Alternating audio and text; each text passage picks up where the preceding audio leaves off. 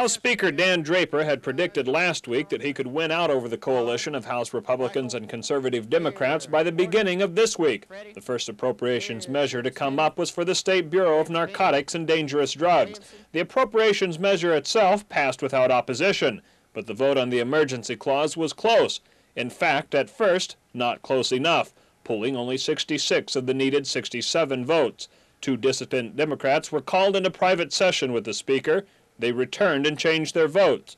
But while they were away, two other Democrats had switched their votes to no. The tally remained at 66 votes in favor. Something's wrong with that machine, Richard. High-powered lobbying continued while the rolls remained open for nearly 40 minutes, hoping to pick up extra support.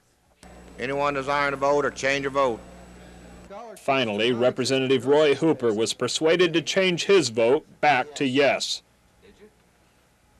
67 aye, 31 nay. Having received the necessary two-thirds of those elected to the Constituent House of Representatives, I declare the emergency measure to have passed. The Democrats went back for more and passed the appropriations for the State Bureau of Investigation, with the emergency passing at a slightly higher margin. It appears that for Monday at least, the coalition had been weakened. The House will have to wait and see if they recoup before the end of the session. Charles Schnitzer, Action 4 at the state capitol.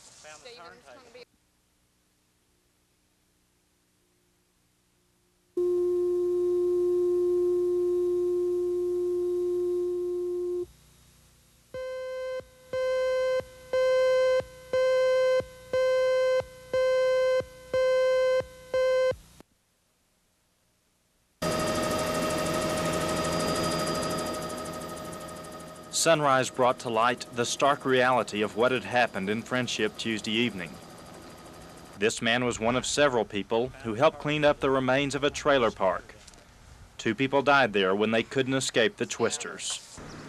The winds turned over this Volkswagen and trailer home. Scavenging through the rubble became a tedious process. Debris was scattered on almost every square inch of the park. People went about their business quietly. Loose metal buffeted by the winds provided about the only noise. The trailer park had become a monument to destruction. These cargo planes at Altus Air Force Base were fair game for another tornado. The damage is still being estimated. 31 twisters hit southwest Oklahoma, but only this one was a killer. Bill Ross, Action 4 at Altus Air Force Base.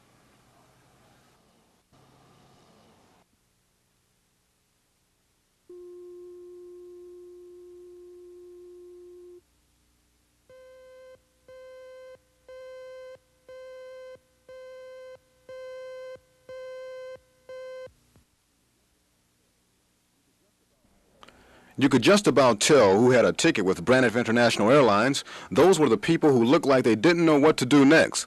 And that's because they didn't. Some would say the handwriting was on the wall that Braniff would soon shut down, but the handwriting was on cardboard, telling Braniff ticket holders how to still reach their destinations. There are only a few airlines that will honor a Braniff ticket. Braniff customers ran from one airline ticket counter to another, hoping to trade in a Braniff ticket for a ticket with a working airline. Okay, on Braniff ticket stock, I can accept the ticket only as standby basis only. I can't book any reservations for you. And my next trip to Dallas-Fort Worth leaves here at 1:16, and that's full. Of course, business for other airlines is doing great. Braniff's problems means more money for air carriers trying to take on additional passengers.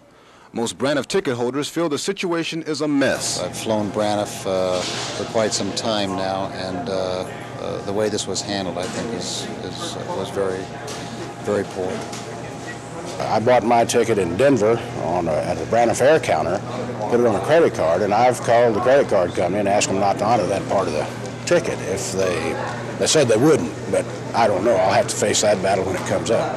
Some people are even taking Braniff scheduling books as souvenirs. That is, those who aren't too upset with the airline. Many travelers at Will Rogers say if Braniff ever does get back on its feet again, they won't be getting back in the air with Braniff because many of the round-trip tickets seem to be meeting this fate. Ed Stewart, Action 4 at Will Rogers World Airport.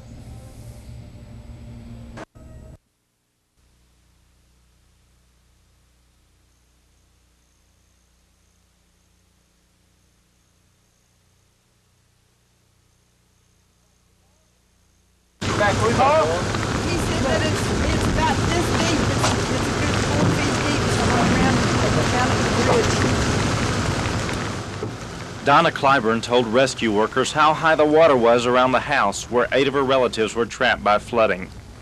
Miss Clyburn had been in contact with them by phone, but now she could only watch as Highway Patrol and Blaine County officers traveled down the road until the water got too deep.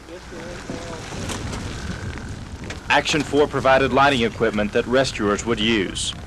Before entering the cold, dark water, 2 men donned wetsuits and then tied safety lines to each other.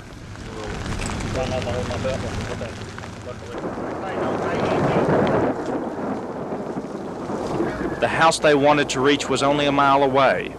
A few hours earlier, this would have been a leisurely walk across a peaceful alfalfa field. But now it was a race against driving rain and a rising tide to save 8 women and children.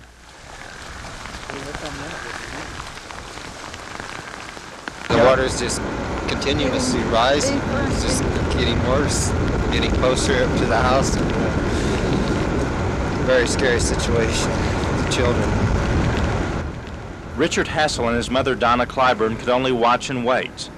It was nearly 11 o'clock on Sunday night, almost 4 hours from the time the first rescue crew had been called. And then came what they had been waiting for, a light. And with the light were the rescuers and 8 women and children. 10-year-old John Paul Black. Did all of them come out? Did they all come out? Yeah, they're all out. Go on to the car and get me. Yeah, come on, life raft. 6-year-old Teddy Lee Hassel, 2-year-old Jared Clyburn, and 1-year-old Shantae Clyburn. With them were Lisa and Terry Clyburn, both 17, and Lucy Cutnose, age 40.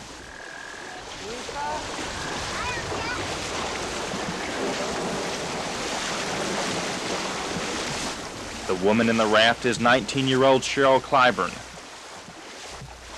Like the others, Miss Clyburn had been in the house since the rain began falling Sunday afternoon. She's 7.5 months pregnant, and she received immediate attention. Miss Clyburn's quivering lips were cause for concern. It was a trying ordeal for the strongest of people, let alone a woman only 6 weeks away from childbirth. Donna Clyburn knelt over her daughter, offering love, comfort, and courage. But concern was etched on the mother's face. While the children huddled together, Mrs. Clyburn's other son described the rescue conditions. Man, that water is deep down in there. I almost didn't make it out of there myself. Meanwhile, Miss Clyburn was loaded onto a pickup truck and then taken to the only covered vehicle with room for her and the paramedic. the Action 4 van. We drove Miss Clyburn to a waiting ambulance, which transported her to Parkview Hospital in El Reno. All she needed was a chance to get warm. Miss Clyburn has already been released from the hospital and gone home with her family. Bill Ross, Action 4, in Geary, Oklahoma.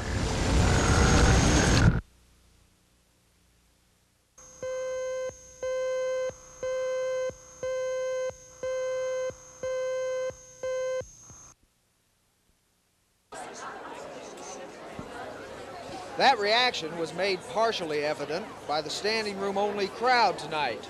Most of the people here came to defend their own neighborhood school.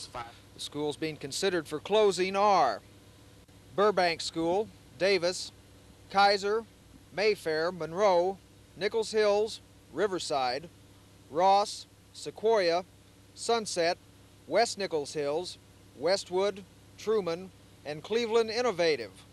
The closings will affect more than 2,600 students. These schools either have low enrollment now or a projected low enrollment next year compared to its capacity. The superintendent says closing the schools and consolidating the students will save money, but no figures are available yet as to just how much money. Just about every school was represented tonight, and without exception, they all argued for their school's continued existence.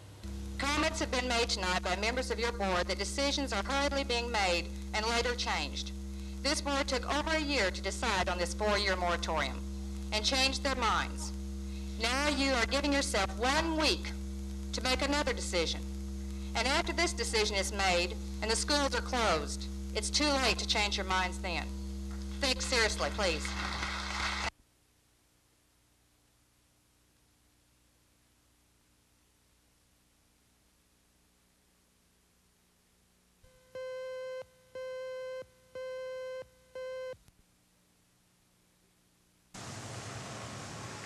I'm Bill Ross. Businesses, like Mike Jones Sinclair Station on Main Street, had been under 4 feet of water. The cleaning up process went slowly. This station received $10,000 of damage. It took plenty of elbow grease to wipe away the dirt and grime.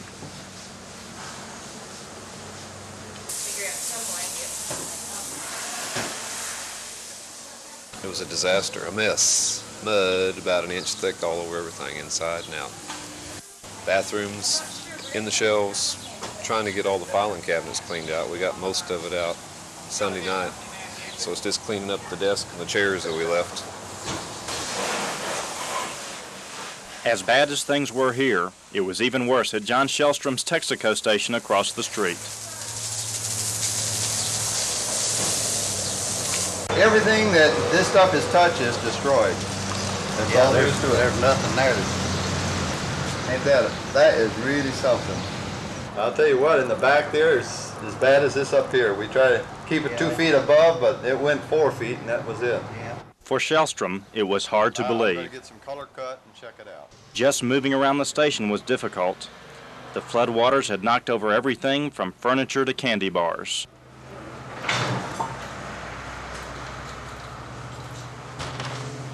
The path from the front door to the garage had become an obstacle course.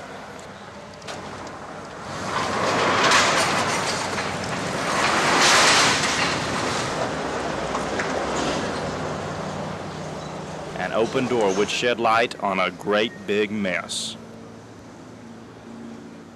I think I'm out of business, is what I think. Never expected to go that high. Bill Ross, Action 4 in Kingfisher.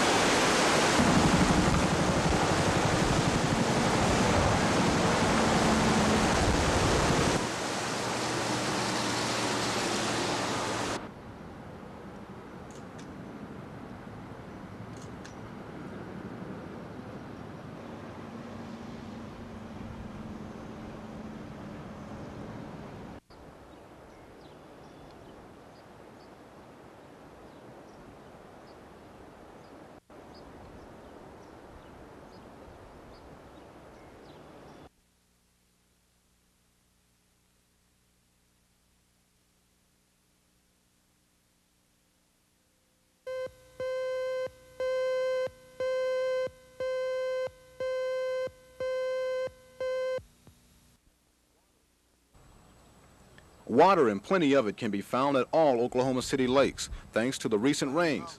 In fact, lakes haven't been this full in years. The rain has eased worries of whether or not there would be talk of rationing this year. Some lakes are so full, water is being let out into adjacent creeks to keep the lake water at a safe level. With more rain in the forecast, city officials are keeping a close eye on how much more rainfall we can handle. Now that Oklahoma City has all this water, the only concern is if the water can be pumped to everyone who wants it and when they want it. The Water Department is hoping for cooperation from residents and businesses to keep tabs on the water demand. We do experience localized problems at peak period demands during some parts of the summer when everyone wants to use the water at the same time, then there's a problem with it. But by regulating the system, I don't think we'll have that much of a problem, and we'll be able to overcome them shortly. If Oklahoma City has another long, hot, dry summer, we can easily use 6 billion gallons of water. With that type of demand, it's necessary we have a lot of rainfall. And as one Water Department official told me, it doesn't matter whether it comes all at once or bit by bit. The bottom line is we need it. Ed Stewart, Action 4.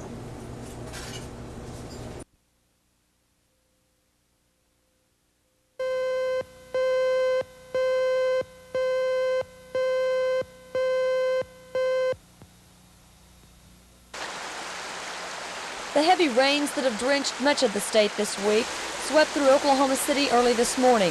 Within a 4-hour period, more than 3 inches of rain poured across the metro area. The intense downpour created some spot flooding and forced a few creatures from their homes. High gushing waters filled the water spillway in the village. The deep runoff filled the drainage ditch, and the turbulent water poured into the drain from flooded yards and streets in the area.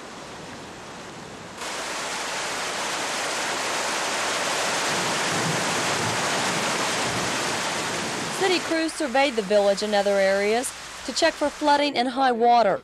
Areas such as this on Downing and Stratford, where the road looked like a river. The water rippled over buckled concrete and routed its course along the banks of the curb. Over a foot deep in spots, the rushing water threatened to soak cars parked along its path, beating its way through residential areas. The cresting waters in the roadway were another sign of a state besieged with torrential rain. Debbie Mash, Action 4, in the village.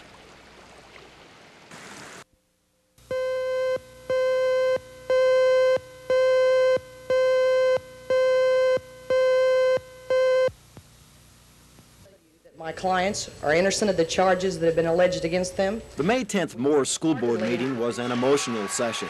More than 1,000 school patrons showed up to support the 6 accused administrators. But the board was not swayed by the supporters. It voted to suspend the educators with full pay. If the principals wanted their jobs back, they would face a reinstatement hearing before the same board. Most of the educators didn't think they could get an impartial hearing before the school board. I've done nothing wrong, and, I just want to clear that part up. The educators were encouraged this week to receive notice that they're entitled to hearings before an impartial hearing officer. Fired Principal Elmer Heck today requested a reinstatement hearing. He wants a public hearing so that the Moore School patrons can hear his side of the story. Because I love kids, and I'll continue to work with kids as long as I'm active. Yes, sir. I've been in the teaching profession for 30.5 years, and I still plan to stay until 58 or 59 years old, somewhere in that neighborhood.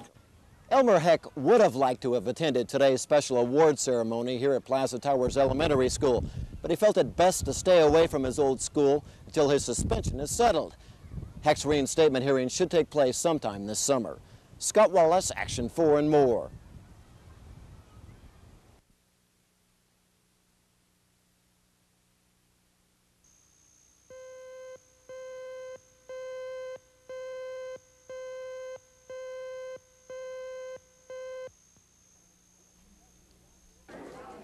These contestants got here by winning cook-offs in their particular regions of the state.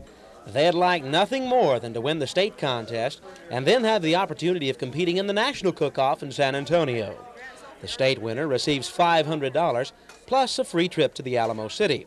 Recipes range from stew to steak, and all of them feature the less expensive cuts of beef. The Oklahoma Cowbells sponsor these contests as a way of promoting their product. This contest is for the beef industry's consumers. And this is giving the cowbells an excellent opportunity to go out and meet with their consumers. And of course, we're interested in finding these ladies and gentlemen who have a favorite beef recipe that they like to compete with. Mrs. Selman says the Oklahoma Cook-Off champion will be named this evening at the Cowboy Hall of Fame. Of course, beef will be served at tonight's banquet. Ben McCain, Action 4 at Lincoln Plaza.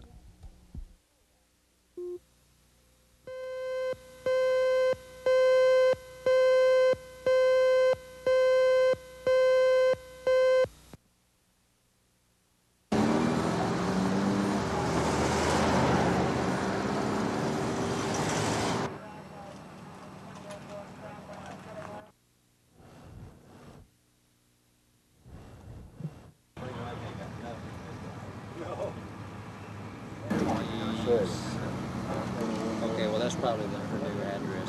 No, I don't have that information. Yeah.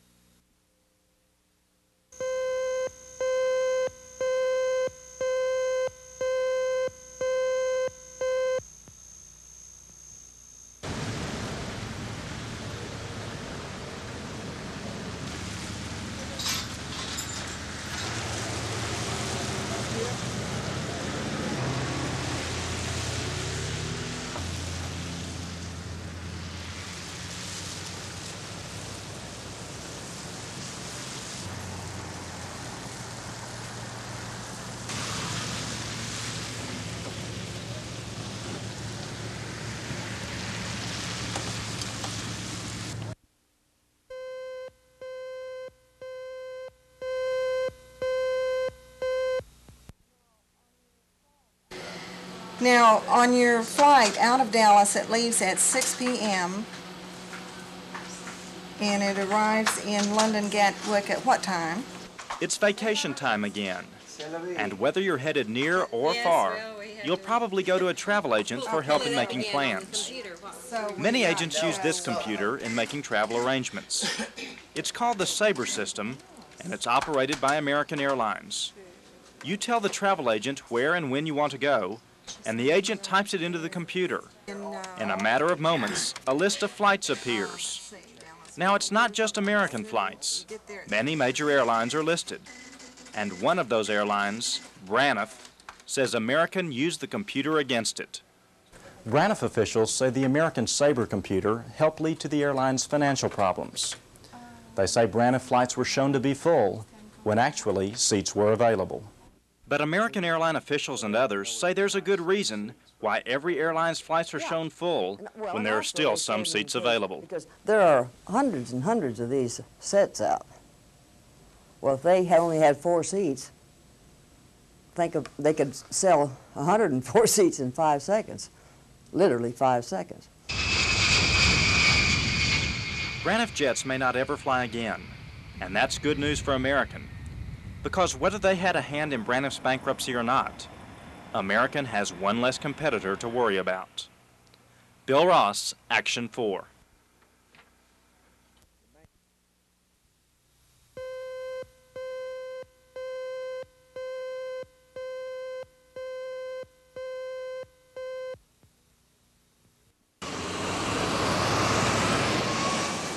Nichols Hills Elementary School will be closed next year. It will be the first time that's happened in the school's 50-year history. It's one of 4 schools closed last night by the city's Board of Education. Next year, the classrooms at Nichols Hills will be empty, along with Mayfair, Ross, and Sunset schools. Teachers at all 4 will move on, probably with their students, to other schools. But the support personnel, custodians, secretaries, and cafeteria help, aren't sure what they will be doing when school starts again in the fall. They haven't said anything to any of us, what we're going to do. You worried about it? How do you feel about it? No. I guess I'm like most of them. I think I'll retire. But retiring may not be necessary. We talked to School Superintendent Tom Pezant today, and he says there will probably be jobs for everyone at other schools. But that doesn't make everyone happy about the closings, especially the children. Because you'll be having to change schools, and there would be a lot of money being spent just to go from school to school. You know, once they're here at the certain school, they feel like they're at home with that school, and then if they go to another school, it feels like it's going to bring down their grades to them. Ready? Go! 1, 2, 3, 4. For the final 3 days at Nichols Hills and the other closed schools, classes will go on as usual, and then Friday, the last batch of alumni will be released for the summer. But for 10 schools that were on the closing list but reprieved last night, it's a different story, and Bill Ross has it.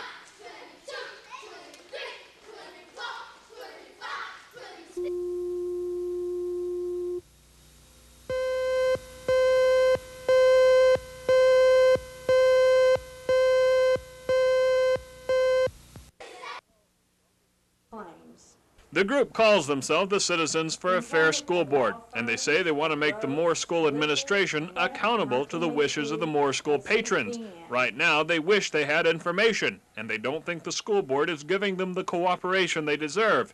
For example, the special board meeting has been called for graduation night, and they will likely go into executive session. But the group is also concerned that people have misinterpreted their goal.